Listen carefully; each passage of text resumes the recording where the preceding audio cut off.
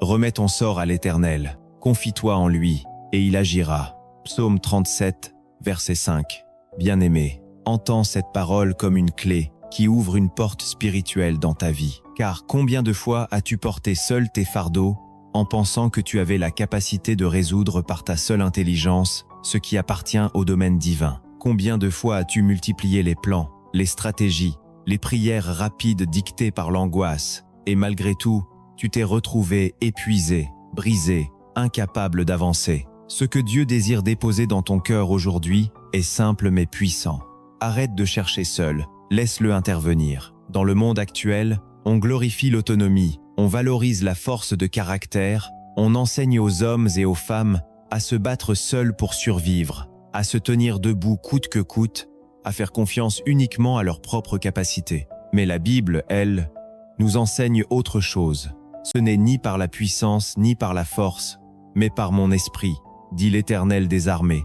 Zacharie chapitre 4 verset 6. Cela veut dire que tu peux avoir toutes les ressources du monde, toutes les connexions humaines, tout l'argent, toutes les stratégies, et pourtant échouer. Parce que sans Dieu, tu restes limité. Le Seigneur veut que tu comprennes que tes limites sont son point d'entrée. Là où tu arrives au bout de toi-même, là où ton intelligence échoue, là où tes efforts ne suffisent plus, c'est là que sa main puissante se lève et accomplit ce que tu ne pourrais jamais imaginer. Alors aujourd'hui, cesse de lutter seul. Apprends à inviter Dieu dans chaque domaine de ton existence, et tu verras des percées que tes yeux n'auraient jamais espéré voir.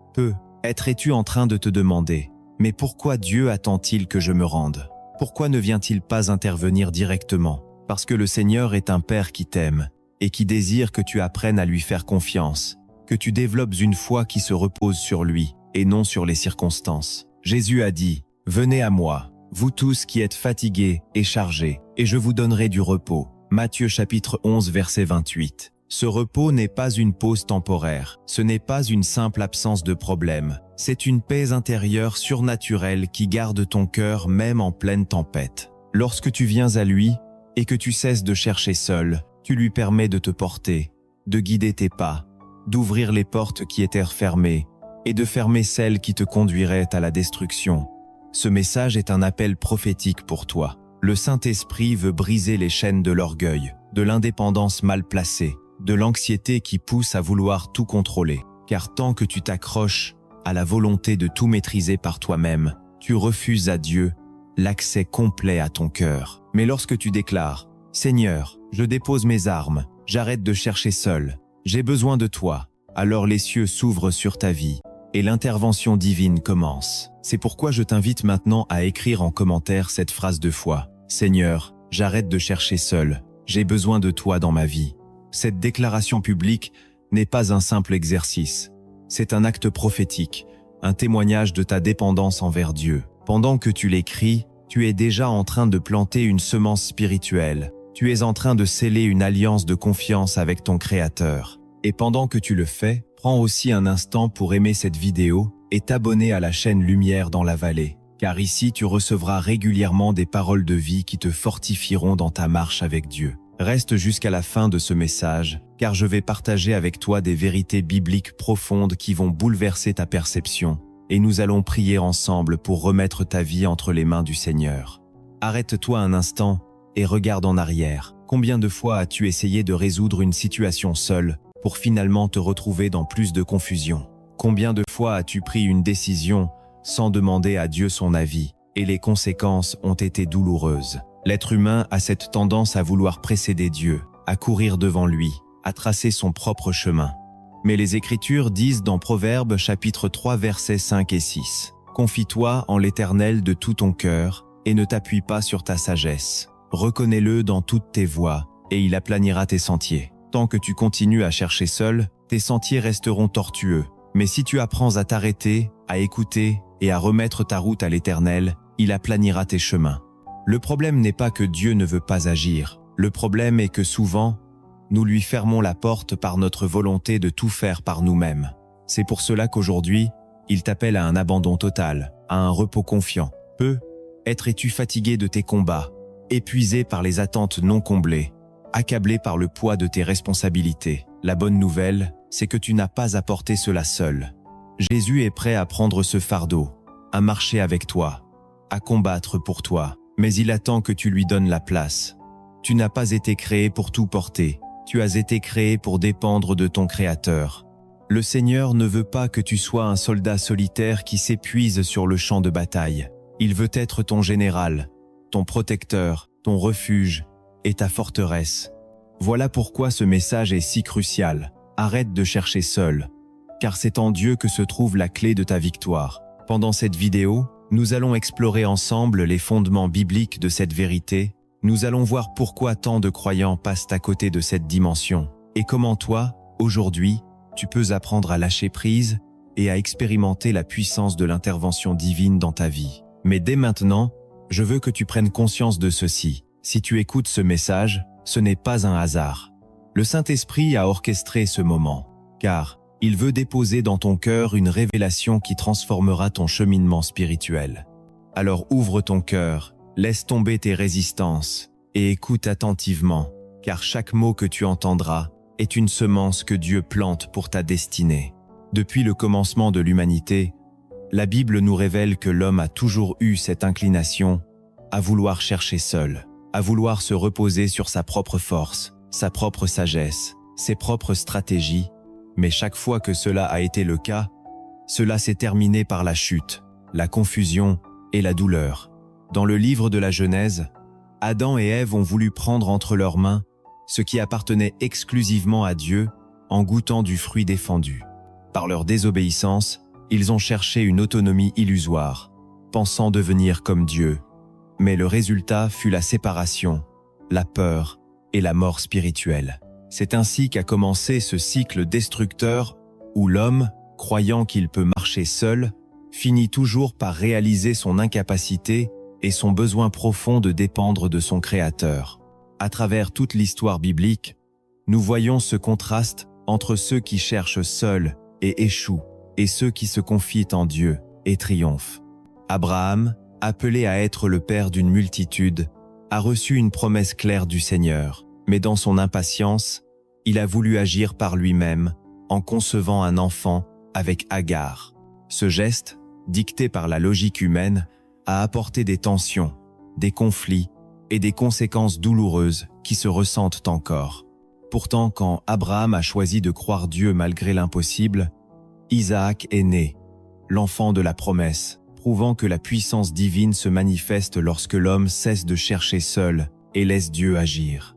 Moïse, choisi pour libérer Israël, a voulu au départ accomplir la mission avec ses propres moyens en tuant l'Égyptien, mais ce fut un échec qui l'a conduit à fuir 40 années dans le désert. Ce n'est que lorsqu'il a obéi à l'appel divin et qu'il a suivi la voie de l'Éternel que la mer Rouge s'est ouverte et que le peuple a été délivré. David, face à Goliath, aurait pu compter sur son habileté ou sur les armes du roi Saül. Mais il a refusé de chercher seul. Il a choisi de s'appuyer sur l'Éternel, déclarant avec foi que la bataille appartenait à Dieu. Résultat, une victoire éclatante qui a marqué l'histoire d'Israël. Le prophète Élie, sur le mont Carmel, n'a pas cherché à convaincre par des arguments humains ou des rituels. Il a laissé Dieu répondre par le feu, démontrant que seule l'intervention divine peut confondre les faux dieux et rétablir la vérité. Et lorsque les prophètes appelaient Israël à se détourner des alliances politiques ou militaires pour revenir à l'Éternel, ils rappelaient une leçon éternelle. Chercher seul conduit à la ruine, mais se confier en Dieu conduit au salut. Le Nouveau Testament poursuit cette vérité avec encore plus de force. Jésus-Christ, bien qu'étant le Fils de Dieu, nous donne l'exemple parfait de la dépendance totale envers le Père. Dans les moments de gloire comme dans l'angoisse du jardin de Gethsémanée, il se soumet pleinement à la volonté de Dieu, priant « Non pas ma volonté, mais la tienne ». Il nous montre ainsi que la vraie victoire ne se trouve pas dans la force humaine, mais dans l'abandon total à la volonté du Père. Pierre, l'un de ses disciples les plus fougueux, illustre parfaitement ce contraste. Au départ, il agit dans la chair, coupant l'oreille de Malchus par sa propre force, mais plus tard, rempli du Saint-Esprit, il prêche avec puissance le jour de la Pentecôte et 3000 âmes sont sauvées. Paul, autre figure centrale, insiste dans ses lettres sur la faiblesse humaine et la puissance de Dieu. Il confesse que sa chair est limitée, mais que la grâce divine est suffisante. Ma grâce te suffit, car ma puissance s'accomplit dans la faiblesse. La première Église, persécutée et fragile, n'a pas cherché à se défendre par ses propres moyens. Elle a choisi de dépendre totalement de l'Esprit. Et c'est ainsi qu'elle a connu une croissance extraordinaire malgré l'opposition. Tous les miracles, toutes les guérisons, toutes les délivrances dans le livre des Actes ne sont pas le fruit d'efforts humains, mais la manifestation de l'intervention divine lorsque les disciples se sont effacés pour laisser Dieu agir. Pourtant, la Bible nous montre aussi les dangers de chercher seul. Le roi Saül en est un exemple tragique. Impatient d'attendre Samuel, il offre lui-même le sacrifice, usurpant une fonction qui n'était pas la sienne. Ce choix dicté par la peur et l'impatience lui a coûté son trône.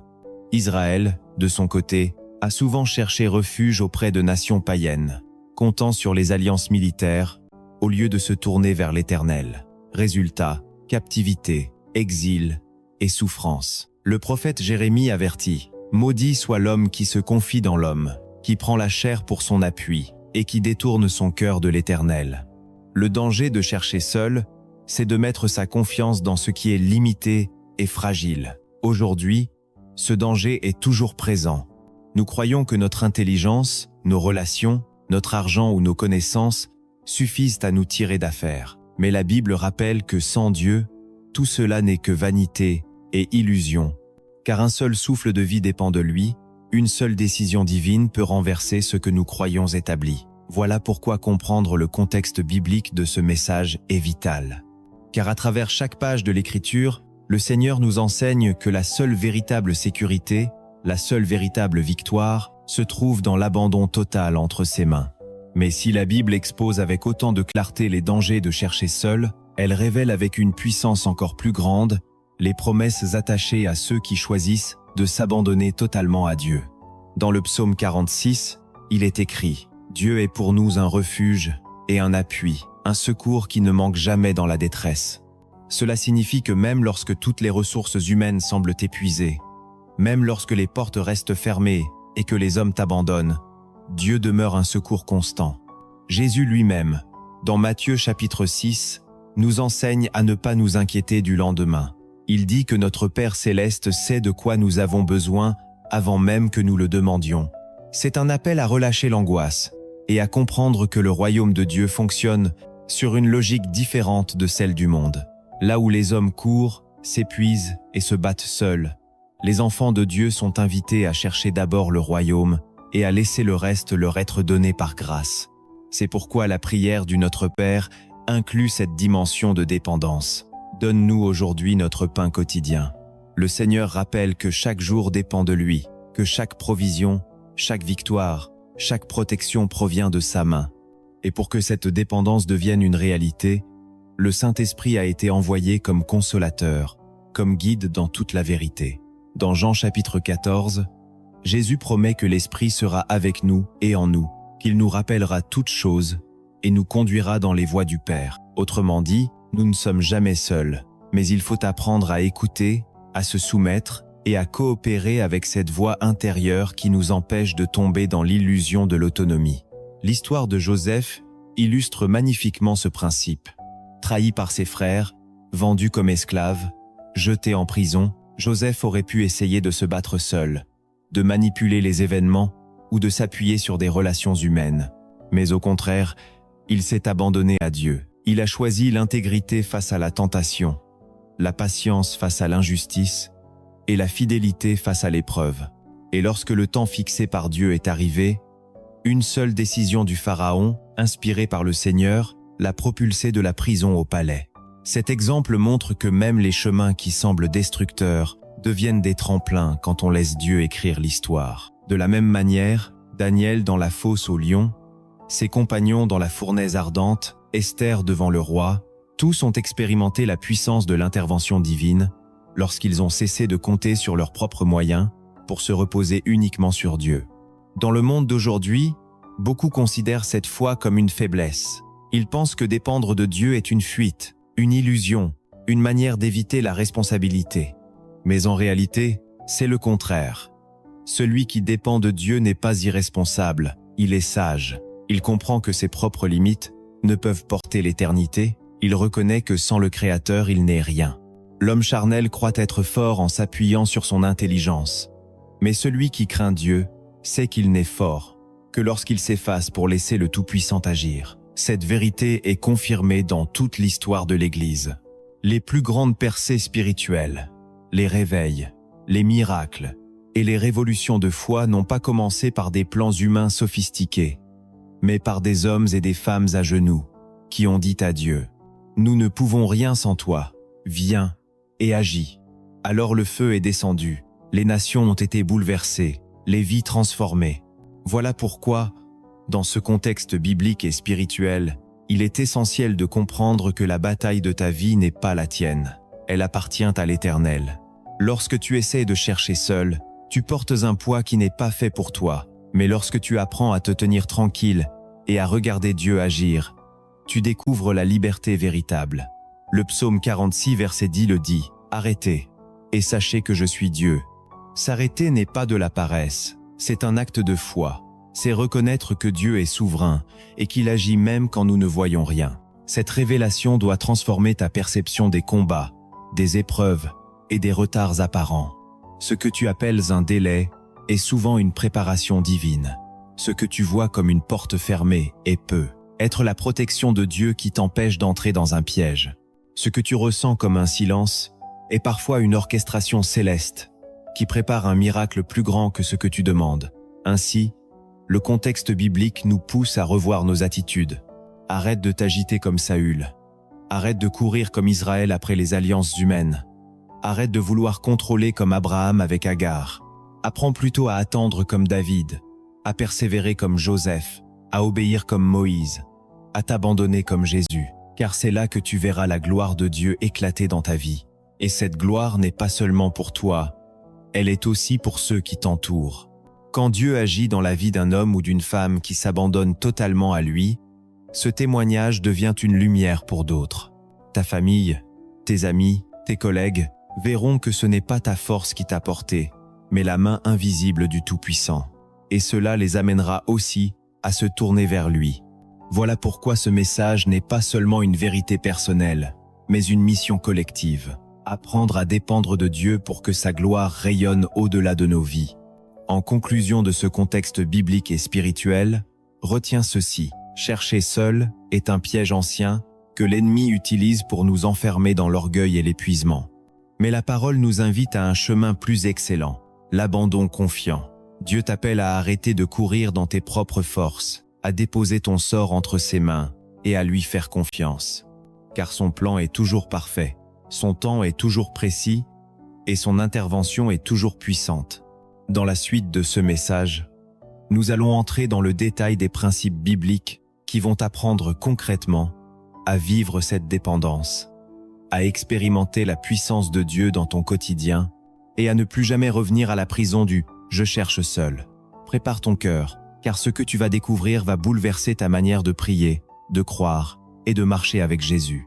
Nous sommes arrivés à un moment crucial de ce message, car après avoir compris le contexte biblique et spirituel qui nous montre la fragilité de l'homme lorsqu'il cherche seul et la puissance de Dieu lorsqu'on se confie en lui, il est temps d'entrer dans les principes fondamentaux qui constituent la base même de la vie de foi. Ces principes ne sont pas de simples idées morales ou des conseils de sagesse humaine. Ce sont des vérités éternelles, tirées de la parole de Dieu, destinées à transformer notre manière de vivre, de prier et de marcher avec Jésus-Christ. Le premier principe est de reconnaître sa propre faiblesse humaine. L'orgueil pousse l'homme à croire qu'il est autosuffisant, que ses diplômes, ses ressources, ses relations ou son intelligence suffisent à lui garantir une vie réussie, mais la Bible affirme que la force de Dieu se manifeste dans notre faiblesse. Paul déclare dans 2 Corinthiens 12 verset 9 « Ma grâce te suffit, car ma puissance s'accomplit dans la faiblesse ». Reconnaître sa faiblesse n'est pas se rabaisser, c'est ouvrir la porte à la grâce. Moïse était bègue, et pourtant Dieu l'a choisi pour libérer Israël. Gédéon se considérait comme le plus petit de sa tribu, et pourtant Dieu a utilisé 300 hommes pour vaincre une armée innombrable. Paul avait une écharde dans sa chair, et pourtant il a porté l'évangile jusqu'aux nations. C'est lorsque tu cesses de chercher seul en croyant que tu peux réussir par toi-même, que Dieu prend toute la place et se glorifie dans ta vie. Le deuxième principe est de cultiver une vie de prière constante. La prière n'est pas une option pour le croyant, elle est l'oxygène même de sa vie spirituelle. Paul exhorte à prier sans cesse. Et Jésus, bien qu'il soit le Fils de Dieu, se retirait souvent pour prier, même au milieu de son ministère rempli de miracles. La prière n'est pas une formule magique, mais une connexion vivante avec le Père, qui nous permet d'ouvrir les portes de l'intervention divine.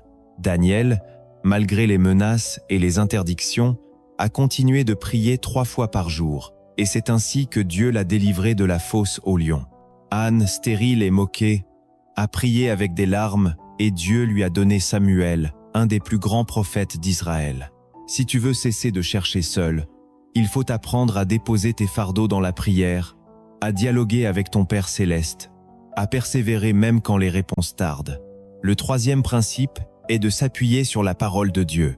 Jésus lui-même, lorsqu'il fut tenté par Satan dans le désert, n'a pas cherché à débattre ou à utiliser ses propres arguments, il a simplement répondu « Il est écrit ». La parole est l'épée de l'esprit.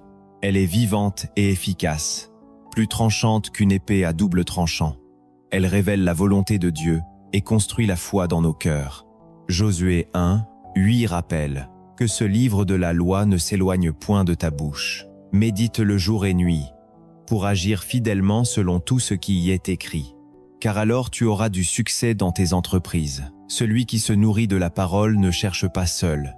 Il marche guidé par la lumière divine. Le quatrième principe est d'attendre le temps de Dieu. L'impatience pousse souvent l'homme à chercher des solutions rapides par lui-même, mais Dieu agit toujours selon des temps précis. L'Ecclésiaste déclare « Il y a un temps pour toute chose ». Abraham et Sarah ont attendu des années avant de voir Isaac, la promesse accomplie. David a été oint roi alors qu'il était encore jeune berger, mais il a dû patienter de longues années, poursuivi par Saül, avant de monter sur le trône. Attendre le temps de Dieu n'est pas une perte de temps, c'est une école de la foi où le Seigneur façonne ton caractère pour te préparer à porter la bénédiction qu'il a prévue. Quand tu précipites les choses, tu crées des Ismaël dans ta vie, des solutions humaines qui apportent plus de complications que de paix. Le cinquième principe est de se soumettre pleinement à la volonté divine. Jésus à Gethsémanée nous a donné l'exemple ultime. « Père, s'il est possible, que cette coupe s'éloigne de moi.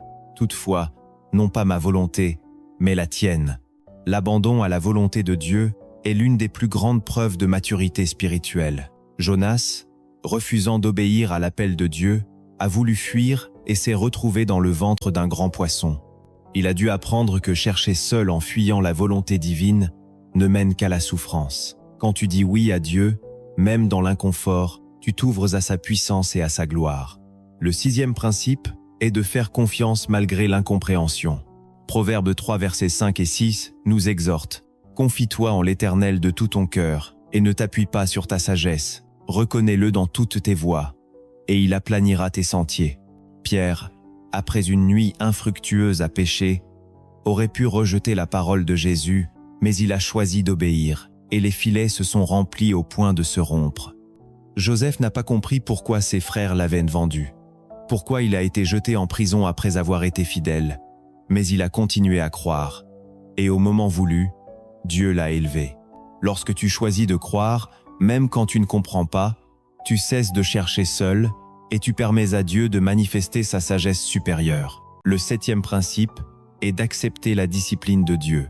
Hébreux 12 verset 6 dit « Car le Seigneur châtie celui qu'il aime, et il frappe de la verge tous ceux qu'il reconnaît pour ses fils. » Beaucoup fuient la correction divine, mais elle est le signe de son amour. Israël a dû passer 40 ans dans le désert pour être purifié avant d'entrer en Canaan. David, après son péché avec Bathsheba, a été repris par le prophète Nathan, et bien que la conséquence fût douloureuse, cette correction a ramené son cœur vers Dieu. La discipline n'est pas un rejet, mais un réalignement vers le chemin de la vie. Quand tu l'acceptes, tu cesses de t'égarer en cherchant seul, et tu avances dans la direction de Dieu. Le huitième principe est de chercher premièrement le royaume de Dieu. Jésus a déclaré dans Matthieu 6 verset 33 « Cherchez premièrement le royaume et la justice de Dieu, et toutes ces choses vous seront données par-dessus. Le monde nous pousse à courir après l'argent, les richesses, les sécurités matérielles. Mais Dieu nous invite à prioriser son royaume. Salomon, lorsqu'il est monté sur le trône, aurait pu demander la richesse, la gloire ou la victoire sur ses ennemis. Mais il a demandé la sagesse pour gouverner le peuple de Dieu, et le Seigneur lui a donné non seulement la sagesse, mais aussi la richesse et l'honneur. Quand tu cherches le royaume en premier, tu arrêtes de chercher seul et tu permets à Dieu d'ajouter le reste.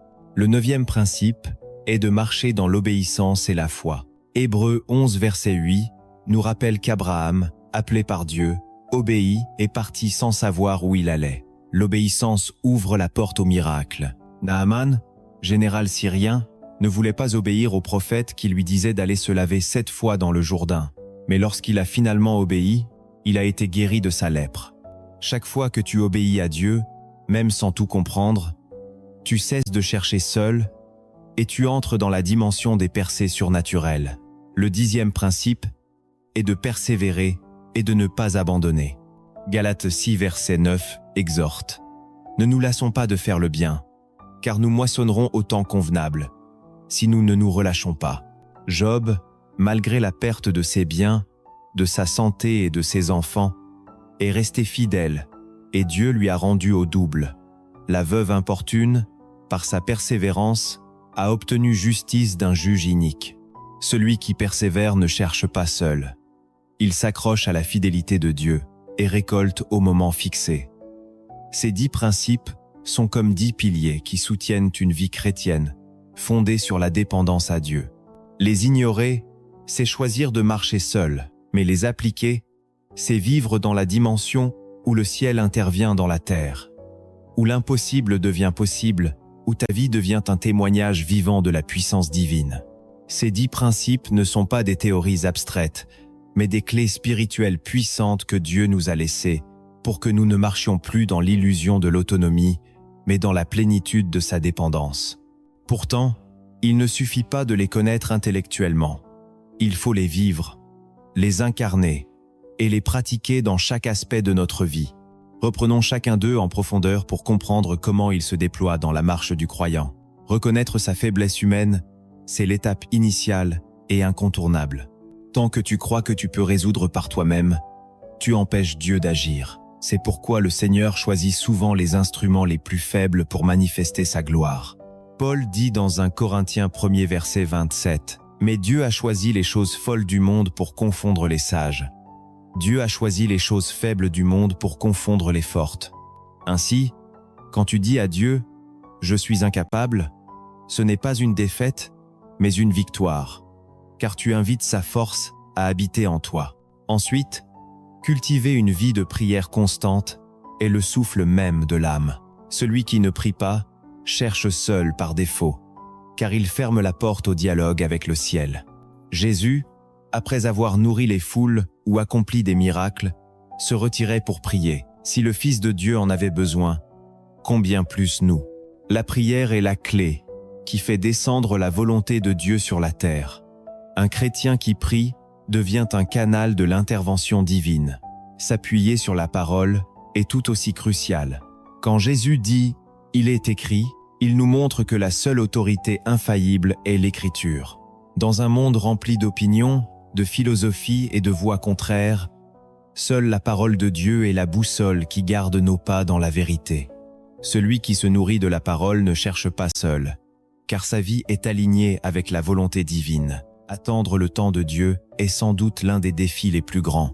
Nous vivons dans une génération de l'immédiateté, où tout doit aller vite, où le retard est vu comme un échec. Mais Dieu n'est jamais pressé et jamais en retard. Il agit au moment parfait. Abraham et Sarah, en essayant de précipiter les choses, ont enfanté Ismaël, mais la promesse n'est arrivée qu'avec Isaac. David, malgré les années de fuite, a attendu son couronnement, et cette attente a forgé en lui un cœur selon Dieu. Ainsi, apprendre à attendre est un signe de maturité spirituelle. Se soumettre à la volonté divine est un autre pilier essentiel. Combien de fois nos prières ressemblent à des listes de courses où nous demandons à Dieu de bénir nos plans plutôt que de chercher sa volonté. Mais la vraie prière est de dire comme Jésus, non pas ma volonté, mais la tienne. C'est un abandon total qui peut parfois nous coûter nos rêves, mais qui nous conduit toujours vers la gloire de Dieu. Faire confiance malgré l'incompréhension est l'attitude qui distingue les enfants de la foi des religieux. La foi ne cherche pas à tout comprendre. Elle accepte que Dieu voit au-delà de ce que nous voyons. Pierre aurait pu rire de Jésus en disant qu'après une nuit de pêche infructueuse, il était inutile de jeter encore les filets. Mais il a dit « Sur ta parole, je jetterai le filet. » Et le miracle est venu. Accepter la discipline de Dieu est peu. Être la leçon la plus douloureuse, mais aussi la plus nécessaire. Un père qui aime corrige ses enfants. Si Dieu te reprend, ce n'est pas pour t'écraser, mais pour te restaurer. Israël a été discipliné dans le désert, et cette correction les a préparés à posséder la terre promise. David a été repris par Nathan, et cette correction l'a ramené vers la repentance et l'intimité avec Dieu. Chercher premièrement le royaume, c'est remettre en ordre nos priorités. Le monde nous dit « Cherche d'abord ta carrière, tes finances, ta réussite ». Mais Jésus dit « Cherche d'abord le royaume ». C'est un renversement total de la logique humaine. Quand tu places Dieu au premier plan, tu découvres que toutes les choses dont tu avais besoin te sont données par-dessus. Salomon en est l'exemple. Lui qui a cherché la sagesse et a reçu en plus richesse et honneur. Marcher dans l'obéissance et la foi est indispensable. Abraham a quitté son pays sans savoir où il allait. Naaman a obéi en se plongeant 7 fois dans le Jourdain. Les serviteurs à Cana ont rempli les jarres d'eau, sans comprendre comment cela deviendrait du vin. L'obéissance ouvre toujours la porte à la manifestation divine. Enfin, persévérer et ne pas abandonner est ce qui distingue ceux qui voient la gloire de Dieu de ceux qui s'arrêtent en chemin. Job a tenu bon malgré les épreuves. La veuve importune a continué à frapper jusqu'à obtenir justice. Le Seigneur nous appelle à persévérer, car celui qui tient jusqu'à la fin sera sauvé. Ces 10 principes ne sont pas indépendants mais interconnectés. Reconnaître sa faiblesse conduit à la prière. La prière nourrit la méditation de la parole. La parole enseigne la patience dans le temps de Dieu. La patience ouvre à la soumission renforce la confiance accepte la discipline recentre nos priorités sur le royaume. Le royaume nous pousse à l'obéissance. L'obéissance exige la persévérance, et la persévérance couronne tout le processus. Vivre ces principes, c'est bâtir une vie où Dieu peut intervenir à chaque instant. En ignorant ces vérités, nous retombons dans le piège de chercher seuls et d'échouer. Mais en les appliquant, nous devenons des instruments entre les mains du Tout-Puissant. Voilà pourquoi cette partie est essentielle. Elle n'est pas un simple enseignement, elle est une feuille de route spirituelle pour transformer ta marche avec Dieu. Après avoir découvert les 10 principes bibliques fondamentaux qui nous enseignent comment cesser de chercher seul et laisser Dieu intervenir, il est nécessaire maintenant d'entrer dans une dimension encore plus profonde, celle des vérités cachées des Écritures, ces réalités que beaucoup de croyants ne perçoivent pas ou ne comprennent pas pleinement, mais qui sont pourtant essentielles pour expérimenter la plénitude de l'intervention divine dans nos vies. Ces vérités ne sont pas cachées parce que Dieu voudrait les réserver à quelques privilégiés, mais elles sont cachées parce que seul un cœur qui cherche sincèrement la volonté de Dieu peut les recevoir et les vivre. La première vérité cachée est que le silence de Dieu est une réponse. Beaucoup pensent que quand Dieu se tait, cela signifie qu'il est absent ou qu'il ne se soucie pas de nous. Mais dans la réalité spirituelle, le silence de Dieu est une stratégie divine pour nous apprendre à grandir, à faire confiance et à développer une foi qui ne dépend pas des émotions, mais de l'assurance que Dieu reste fidèle, même quand nous ne percevons pas sa voix. Job a traversé des moments où ses prières semblaient ne pas franchir le ciel. Il criait, il questionnait, mais Dieu gardait le silence, non pour l'ignorer, mais pour le former à une dimension de révélation plus grande. À la fin, ce silence a produit une connaissance plus profonde de Dieu et une restauration au-delà de ses espérances. Jésus lui-même, face à Pilate, a gardé le silence, non pas par faiblesse, mais parce qu'il accomplissait un plan supérieur. Ainsi, lorsque Dieu se tait, ce n'est pas un abandon, c'est une réponse qui dit « Fais-moi confiance, continue d'avancer, je travaille dans l'invisible ». La deuxième vérité cachée et que les délais de Dieu sont des préparations. L'homme aime la rapidité et s'impatiente lorsque les choses ne se réalisent pas selon son calendrier, mais Dieu ne mesure pas le temps comme nous. Ce que nous appelons retard, lui l'appelle préparation. Joseph a attendu 13 ans entre le rêve qu'il avait reçu et son accomplissement, passant par la trahison, l'esclavage et la prison. Mais chaque étape était une formation pour gouverner l'Égypte avec sagesse. Israël a attendu 40 ans dans le désert avant d'entrer dans la terre promise.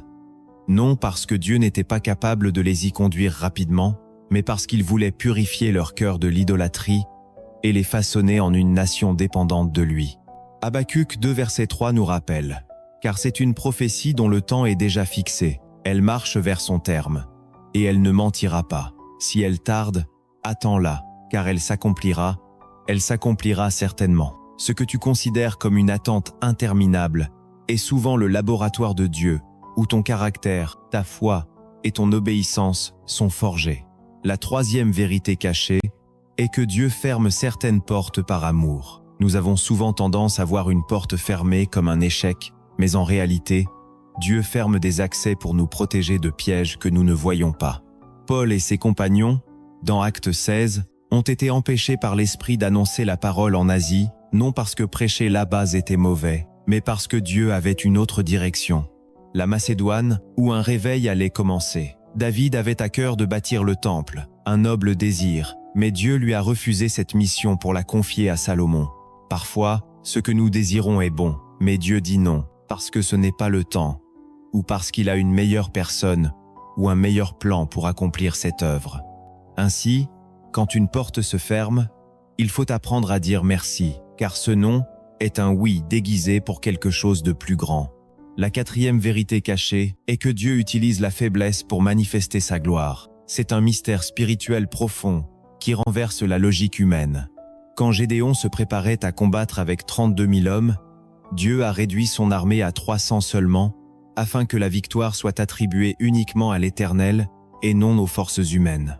La croix elle-même, instrument de honte et de faiblesse, est devenue le plus grand symbole de puissance et de salut. Paul le dit clairement. La faiblesse de Dieu est plus forte que les hommes. Cela signifie que ce que tu considères comme ton handicap, ta limite, ta faiblesse, peut devenir le lieu même où Dieu manifestera sa puissance.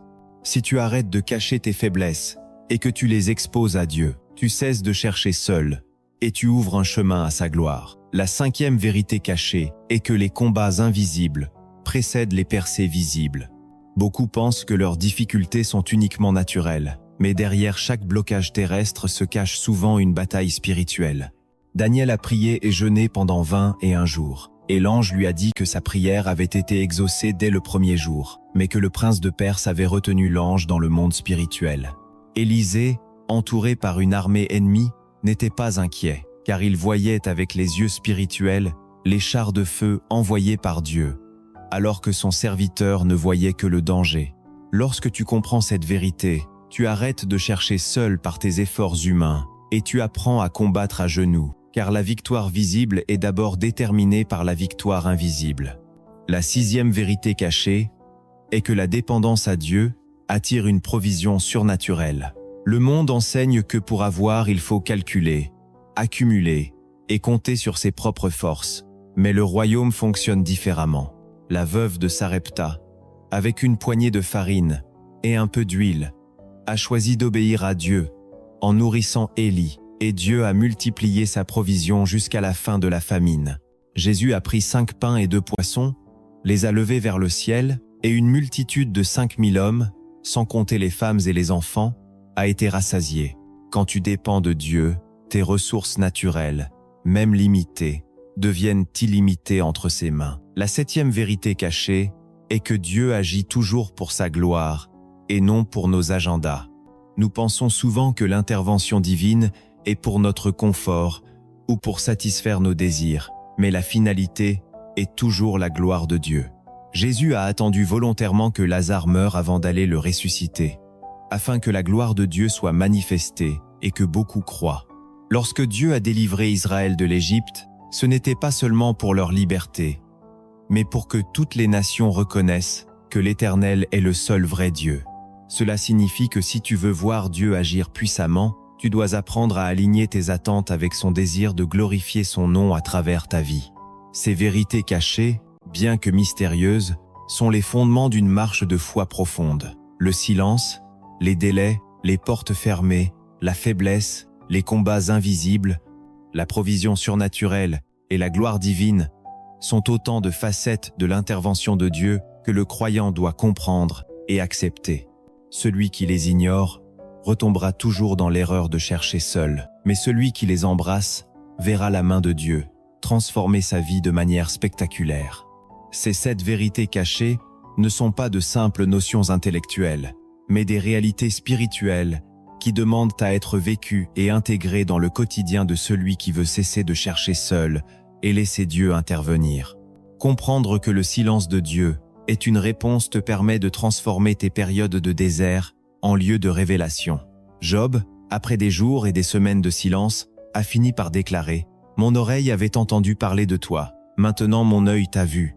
Ce qui signifie que le silence l'a conduit à une expérience plus profonde que les paroles. Dans ta vie, ce silence n'est pas une absence, mais une invitation à une dimension plus intime où Dieu t'apprend à marcher par la foi et non par la vue. Reconnaître que les délais de Dieu sont des préparations change ton regard sur l'attente. Tu ne vois plus l'attente comme un retard, mais comme une salle d'entraînement spirituel. Joseph n'aurait pas été capable de gouverner sans être passé par l'école de la souffrance. David n'aurait pas pu être un roi selon le cœur de Dieu sans ses années de fuite, et toi non plus tu ne peux pas porter la bénédiction sans être formé dans le creuset de l'attente. Quand Dieu ferme une porte, cette 3e vérité cachée te rappelle que c'est toujours par amour.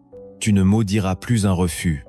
Tu remercieras Dieu parce qu'il sait ce que tu ignores. La porte fermée vers l'Asie a ouvert à Paul la porte de la Macédoine, qui allait marquer l'histoire de l'Église. Chaque refus est une protection, chaque non est une redirection vers un oui plus glorieux. La 4e vérité cachée, Dieu utilisant la faiblesse pour manifester sa gloire, te libère de la peur de ne pas être à la hauteur. Tu n'as pas besoin d'être parfait pour être utilisé, tu as besoin d'être disponible. Les 300 hommes de Gédéon, la croix de Jésus, la fragilité des apôtres, sont des rappels constants que Dieu se glorifie dans ce que le monde considère comme insignifiant. Accepter cette vérité, c'est cesser de chercher seul par la force et commencer à se reposer sur la puissance du Tout-Puissant. La 5e vérité cachée, que les combats invisibles précèdent les percées visibles, t'enseigne que la réalité spirituelle est plus grande que ce que tes yeux voient. Si tu t'arrêtes aux apparences, tu abandonneras trop tôt. Daniel a persévéré 21 jours sans voir de résultats tangibles, mais dans l'invisible, la bataille faisait rage. Quand tu pries, quand tu persévères, sache que quelque chose bouge dans l'invisible et que la percée viendra au moment fixé. La 6e vérité cachée, que la dépendance attire une provision surnaturelle, t'appelle à arrêter de calculer seulement avec les ressources visibles. La veuve de Sarepta a vu son huile et sa farine se multiplier. Les 5 pains et les 2 poissons ont nourri une multitude. Pierre a vu ses filets se remplir après une nuit vide. Ces histoires nous rappellent que dépendre de Dieu, c'est inviter l'infini dans nos limites. Enfin, la 7e vérité cachée, que Dieu agit toujours pour sa gloire et non pour nos agendas, transforme ta compréhension même de la prière et de la bénédiction. Lazare n'a pas été ressuscité seulement pour le confort de Marthe et Marie, mais pour révéler la gloire du Fils de Dieu. Israël n'a pas été libéré d'Égypte seulement pour leur bien-être, mais pour que les nations sachent que l'Éternel est le seul vrai Dieu. Cela veut dire que lorsque Dieu agit dans ta vie, ce n'est pas seulement pour toi, c'est pour que ton témoignage glorifie son nom. Quand tu réalises cela, tu cesses de chercher seul des solutions pour ton confort, et tu commences à rechercher comment ta vie peut refléter la gloire divine. Ces 7 vérités, mises ensemble, forment une carte spirituelle qui t'enseigne comment naviguer dans les saisons de silence, d'attente, de portes fermées, de faiblesse, de combats invisibles, de provision et de gloire. Si tu les ignores, tu continueras à chercher seul et à t'épuiser, mais si tu les embrasses, tu entreras dans une vie où chaque circonstance devient une opportunité pour Dieu de se manifester. C'est pourquoi le croyant doit non seulement apprendre ces vérités, mais les vivre au quotidien. Quand tu traverses le silence, Déclare que Dieu est en train de me parler par son silence. Quand tu es dans l'attente, proclame que je suis en formation divine. Quand une porte se ferme, remercie le Seigneur pour la protection. Quand tu vois ta faiblesse, dis que c'est l'endroit où la gloire de Dieu se manifestera. Quand le combat invisible semble long, persévère dans la prière et le jeûne. Quand tes ressources sont limitées, rappelle-toi que la dépendance attire le miracle. Et quand Dieu agit, ne garde pas la gloire pour toi, mais rends-la à lui seul. Alors ta vie deviendra un témoignage vivant que ce n'est pas en cherchant seul que l'on trouve la paix et la victoire, mais en laissant Dieu intervenir à chaque étape. La révélation sans l'application demeure stérile et incomplète, car Jésus lui-même a enseigné que celui qui entend ses paroles et ne les met pas en pratique est semblable à un insensé qui bâtit sa maison sur le sable, alors que celui qui les entend et les pratique bâtit sur le roc, et quand les tempêtes viennent, cette maison demeure ferme. Après avoir compris les principes bibliques et les vérités cachées qui nous enseignent à cesser de chercher seul et à laisser Dieu intervenir, il est essentiel de traduire ces révélations en actions concrètes dans notre quotidien, car ce n'est pas seulement dans les grandes épreuves que nous devons apprendre à dépendre de Dieu, mais dans les petits détails de chaque jour, dans nos prières, nos décisions, nos relations, nos choix, nos attitudes. La pratique de l'abandon commence dans la prière, car la prière n'est pas un monologue où nous imposons à Dieu notre agenda, mais un dialogue où nous venons déposer nos désirs, nos angoisses et nos projets, en disant comme Jésus à Gethsémane, que ta volonté soit faite et non la mienne. Cette simple phrase transforme radicalement notre rapport à Dieu, car elle nous conduit à renoncer au contrôle et à accueillir la direction divine. Trop souvent, nous prions avec des phrases dictées par la peur ou la précipitation, mais la prière de l'abandon est une déclaration de confiance.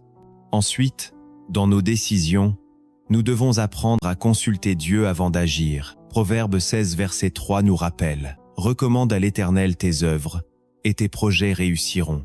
Cela veut dire que chaque choix, qu'il s'agisse d'un travail, d'un mariage, d'une orientation de vie, doit être remis à Dieu dans la prière, et c'est lui qui aplanit nos sentiers.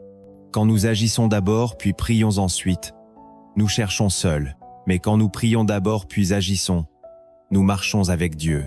Dans les épreuves aussi, l'abandon pratique se manifeste. Paul et Silas en prison auraient pu se plaindre et chercher seuls une stratégie pour s'évader, mais ils ont choisi de chanter des cantiques, et les chaînes sont tombées. Remplacer la plainte par la louange est une clé puissante qui ouvre les portes de l'intervention divine. Transformer notre manière de prier et de croire est également un exercice pratique. Nous devons passer de la prière de contrôle à la prière de confiance. Souvent, nous essayons de dicter à Dieu ce qu'il doit faire, et quand il doit le faire. Mais la prière de l'abandon consiste à dire « Seigneur, tu sais mieux que moi ». Cette posture change tout, car elle fait de nous des fils et filles qui dépendent du Père, et non des serviteurs qui cherchent à manipuler leur maître. Apprendre à écouter dans la prière est aussi une pratique essentielle. Habacuc dit « Je me tiendrai à mon poste, et je guetterai pour voir ce que l'Éternel me dira ». Trop souvent nous remplissons nos prières de paroles, mais nous ne laissons pas Dieu parler. L'application concrète est d'apprendre à passer quelques minutes en silence devant lui pour discerner sa voix. Croire sans voir immédiatement est également une discipline. Jésus dit à Thomas « Heureux ceux qui n'ont pas vu et qui ont cru ». Cela signifie que nous devons continuer à prier, à espérer et à confesser la fidélité de Dieu, même quand les circonstances ne changent pas instantanément. Celui qui arrête de croire cherche seul, mais celui qui persévère dans la foi ouvre la porte à des percées invisibles. Les fruits d'une vie abandonnée à Dieu sont palpables et pratiques. Le premier fruit est la paix intérieure. Philippiens 4 versets 6 et 7 dit « Ne vous inquiétez de rien, mais en toute chose, faites connaître vos besoins à Dieu par des prières et des supplications avec des actions de grâce, et la paix de Dieu, qui surpasse toute intelligence, gardera vos cœurs et vos pensées en Jésus-Christ. » La paix de Dieu est un indicateur puissant que nous avons vraiment remis les choses entre ses mains. Anne, après avoir prié pour un enfant, n'était plus triste, car elle avait déposé son fardeau à Dieu. Le deuxième fruit est la force renouvelée. Ésaïe 40, 30 Et 1 dit: Ceux qui se confient en l'Éternel renouvellent leur force. Ils prennent le vol comme les aigles, ils courent et ne se lassent point. Quand tu cesses de chercher seul, tu n'es plus épuisé par tes luttes, car c'est Dieu qui combat pour toi. Le 3e fruit est la direction divine. Pierre a été conduit vers Corneille par une vision, Philippe a été dirigé vers l'eunuque éthiopien par un ordre de l'esprit. Quand tu abandonnes ton chemin, Dieu ouvre des routes que tu n'avais pas prévues. Dans la pratique moderne, cet abandon se traduit de plusieurs façons. Dans le travail et la carrière, cela signifie refuser les compromis qui te détourneraient de la volonté de Dieu et faire confiance qu'il ouvrira les bonnes portes. Dans les relations, cela veut dire attendre le bon conjoint que Dieu enverra, au lieu de forcer une relation toxique ou prématurée. L'exemple d'Isaac et Rebecca montre que Dieu sait amener la bonne personne au bon moment. Dans la santé, cela veut dire prier et faire confiance à Dieu, tout en utilisant les moyens disponibles, comme Ézéchias qui a tourné son visage vers l'Éternel et a reçu 15 années de vie supplémentaires. Pour illustrer cette vérité, imaginons une parabole inspirée des cieux. Un croyant marche dans le désert, portant un sac très lourd rempli de pierres. Il avance difficilement, tombe, se relève, mais s'épuise. Il entend une voix qui lui dit « Donne-moi ton sac ». Mais il résiste, pensant qu'il doit prouver sa force. Finalement, épuisé, il abandonne et remet le sac. Aussitôt, le fardeau disparaît, le chemin devient lumineux, et il découvre qu'au bout du parcours, l'attendait une source d'eau vive et un trésor de paix. Cette histoire illustre que tant que nous retenons nos fardeaux, nous nous détruisons, mais quand nous les remettons à Jésus, nous découvrons la grâce et la provision. Pour persévérer dans cette pratique, il y a des conseils concrets. Tenir un journal spirituel aide à garder la mémoire de chaque fois où nous avons abandonné à Dieu et vu sa main agir. Témoigner est une autre clé, car partager nos expériences fortifie la foi d'autrui et renforce notre propre conviction. S'entourer de croyants qui marchent dans la foi est vital, car nos compagnons influencent notre marche. Enfin, rester fidèle dans les petites choses prépare pour les grandes.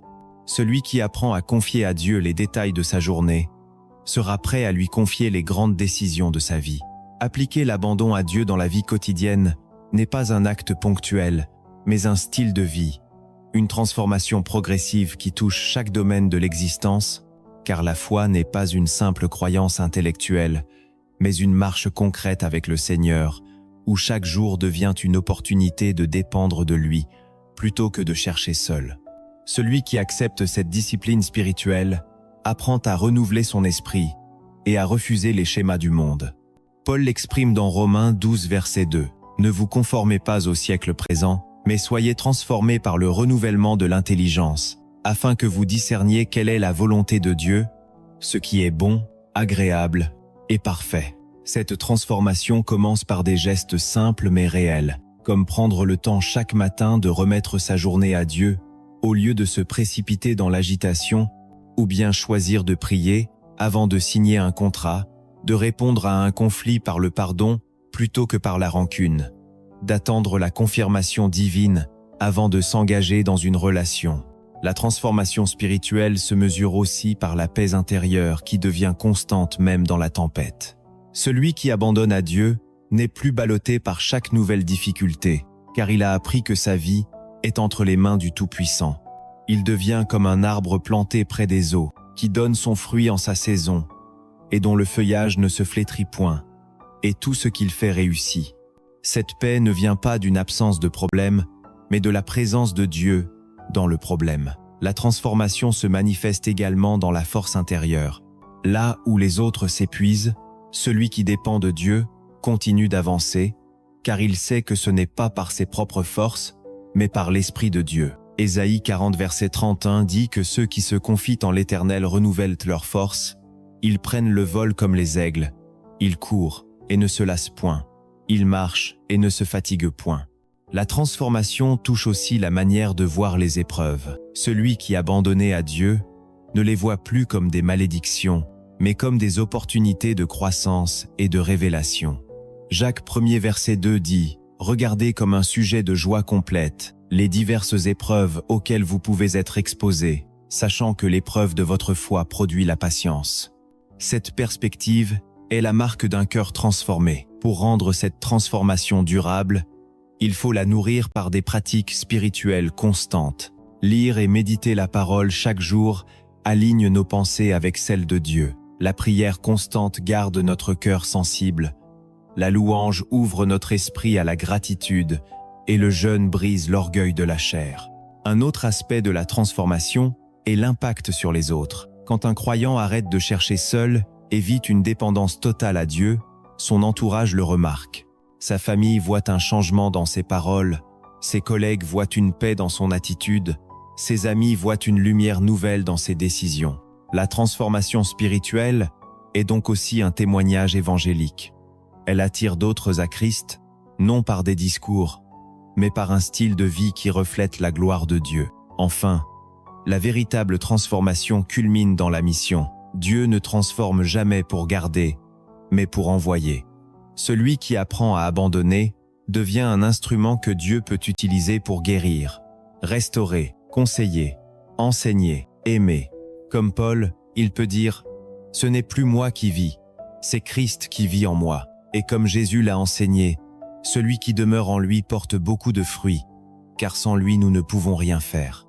En conclusion, l'application pratique et la transformation spirituelle consistent à passer chaque jour du contrôle à la confiance, de l'inquiétude à la paix, de la faiblesse à la force de Dieu, de l'orgueil de chercher seul à l'humilité de dépendre du Père. Celui qui accepte ce chemin ne vit plus une foi théorique, mais une foi incarnée qui touche son caractère, ses choix, ses relations et son avenir.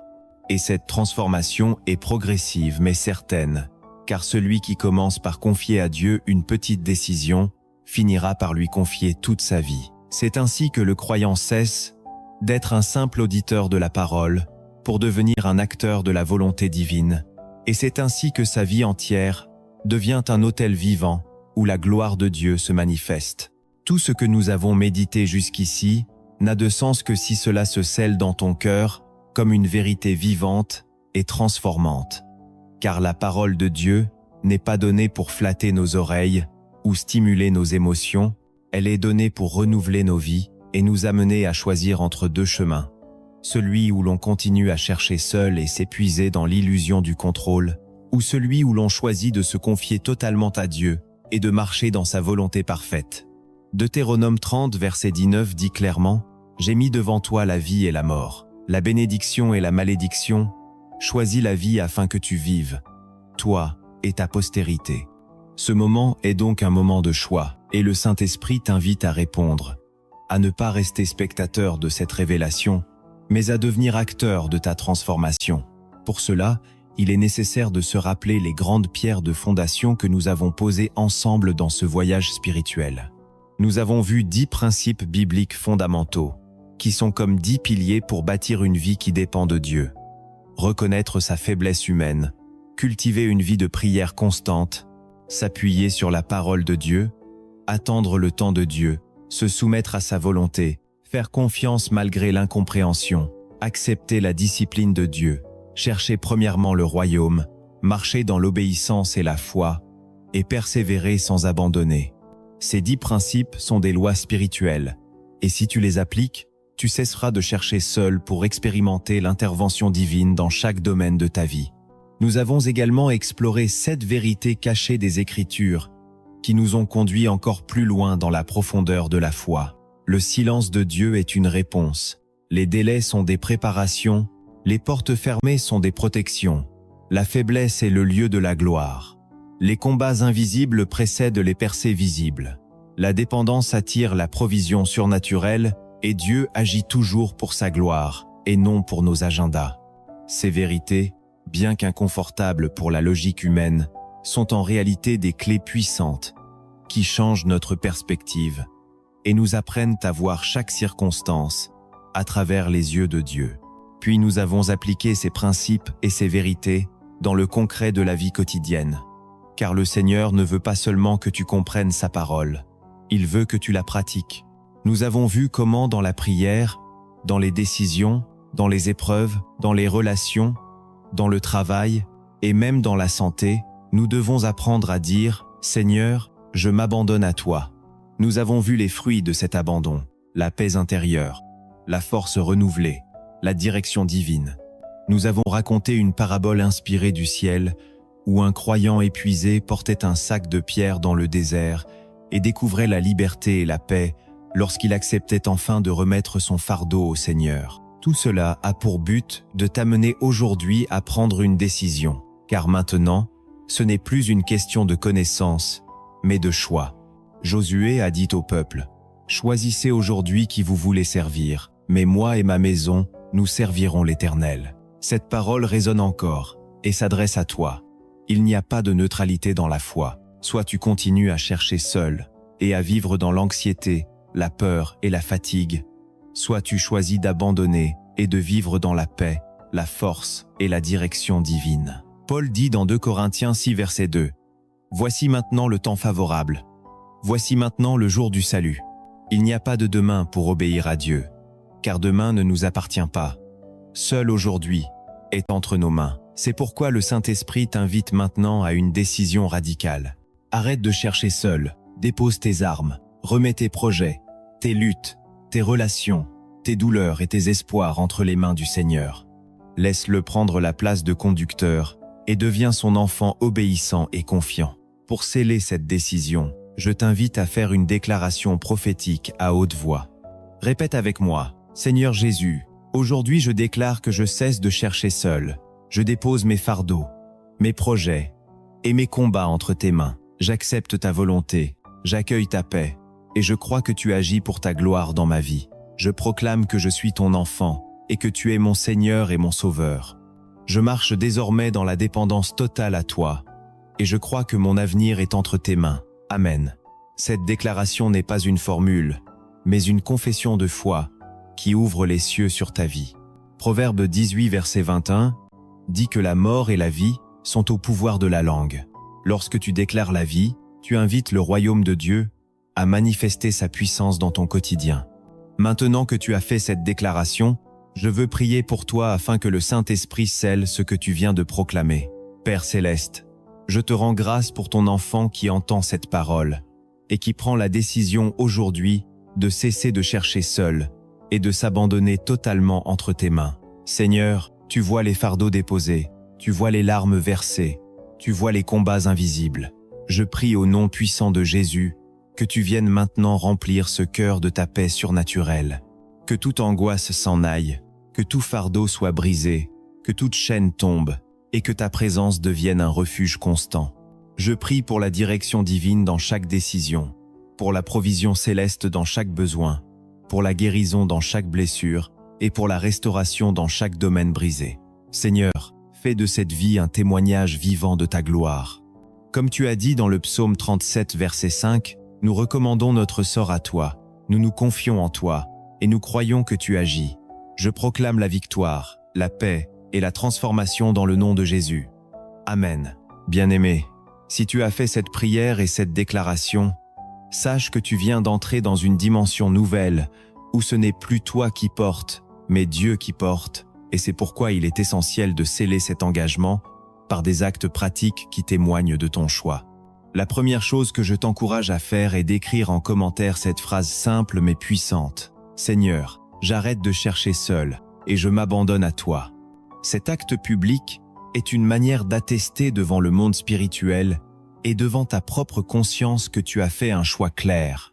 La deuxième chose est de partager ce message avec le plus grand nombre, particulièrement avec tes proches, ta famille, tes amis, tes collègues, en l'envoyant notamment via WhatsApp, car beaucoup autour de toi vivent dans l'angoisse, le stress et le poids de chercher seul sans Dieu. Et ils ont besoin d'entendre cette parole de vie. Jésus a dit dans Matthieu 5, 14, « Vous êtes la lumière du monde. Une ville située sur une montagne ne peut être cachée. En partageant, tu deviens un canal de lumière et tu participes à l'expansion du royaume. » La troisième chose est de t'engager dans la fidélité à suivre cette chaîne, à t'abonner et à aimer cette vidéo pour rester connecté aux paroles qui fortifieront ta foi jour après jour. Car la transformation n'est pas un événement ponctuel, mais un processus continu. Chaque jour, tu auras besoin d'être rappelé à l'abandon. Chaque semaine, tu auras besoin d'être renouvelé par la parole. Et c'est pourquoi rester connecté est essentiel. Comprends aussi que l'appel à l'action n'est pas seulement numérique, il est spirituel. Dieu t'appelle à poser des actes concrets d'obéissance dans ton quotidien. Peut-être te demande-t-il de pardonner une personne que tu retiens dans ton cœur. Peut-être t'invite-t-il à déposer un projet qui t'épuise parce qu'il n'est pas dans sa volonté. Peut-être te pousse-t-il à reprendre un temps de prière que tu avais négligé. Ces actes pratiques sont le sceau visible de ton abandon invisible. Et rappelle-toi que l'abandon n'est pas une perte mais un gain, car Jésus a dit que celui qui perdra sa vie à cause de lui la retrouvera. Alors, marche dans cette dimension nouvelle avec assurance. Lorsque les épreuves viendront, n'oublie pas que tu as déclaré que tu ne chercherais plus seul. Lorsque les délais paraîtront longs, souviens-toi que ce sont des préparations. Lorsque des portes se fermeront, rappelle-toi que c'est par amour. Lorsque tu verras ta faiblesse, célèbre-la, car c'est là que Dieu se glorifie. Lorsque tu ne comprendras pas, proclame que tu choisis de faire confiance. Et lorsque les témoignages viendront, ne garde pas la gloire pour toi, mais rends-la à Dieu seul. Avant de clore ce message, je veux encore prier une fois pour toi, une prière de bénédiction et de consécration. Père céleste, je t'élève ton enfant qui a entendu et reçu cette parole, et je déclare au nom de Jésus qu'il marche désormais dans une nouvelle saison d'abandon et de dépendance à toi. Que ta paix, qui surpasse toute intelligence, garde son cœur et ses pensées. Que ta force se renouvelle chaque matin comme la rosée. Que tes anges campent autour de lui et de sa maison. Que ses projets soient remis entre tes mains et réussissent selon ton plan. Je prie pour sa famille, qu'elle soit couverte du sang de l'agneau. Je prie pour ses finances, qu'elles soient alignées à tes principes. Je prie pour sa santé, qu'elle soit restaurée et protégée. Je prie pour ses relations, qu'elles soient purifiées et renouvelées. Seigneur, fais de cette vie un autel vivant, où ton feu demeure allumé jour et nuit. Je proclame que cette personne ne retournera plus à la prison de chercher seule, mais avancera dans la liberté des enfants de Dieu. Et je déclare que chaque auditeur de cette parole deviendra un témoin de ta fidélité, un canal de ton amour et un instrument de ta gloire. Au nom de Jésus-Christ, Amen. Maintenant, bien-aimé, reçois cette conclusion comme un envoi. Tu n'es plus seul, tu n'es plus abandonné. Tu n'as plus besoin de lutter dans tes propres forces. Tu as un Père céleste qui prend soin de toi, un Sauveur qui marche avec toi et un Saint-Esprit qui vit en toi. Laisse-les agir et tu verras que ta vie entière sera transformée. Alors avance avec foi, avec courage, avec espérance, et que tout ce que tu feras désormais soit pour la gloire de Dieu. Amen. Gloire à Dieu.